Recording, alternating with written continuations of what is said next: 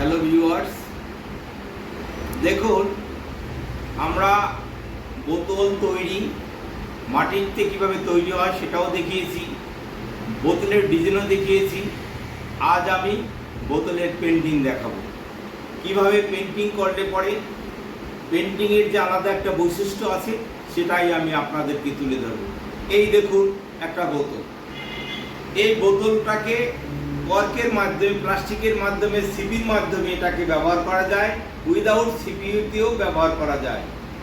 অর্থাৎ এর ভিতরে জলটা ঠান্ডা রাখার জন্য মূল প্রতিপাদ্য বিষয়।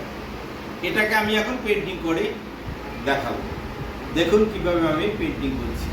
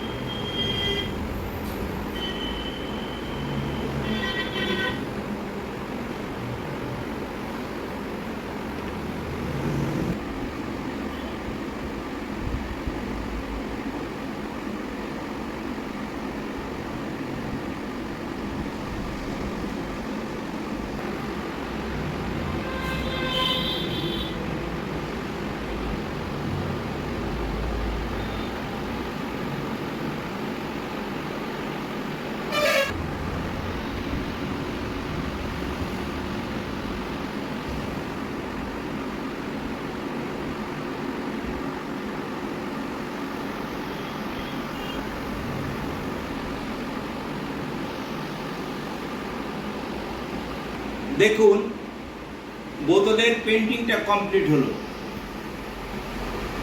যদি এই ধরনের পেন্টিং বোতল আপনাদের ভালো লেগে থাকে তবে অবশ্যই আমার চ্যানেলটি সাবস্ক্রাইব করবেন, লাইক করবেন, শেয়ার করবেন, কমেন্ট করবেন। আপনাদের এই ভিডিওটি দেখার জন্য অসংখ্য ধন্যবাদ।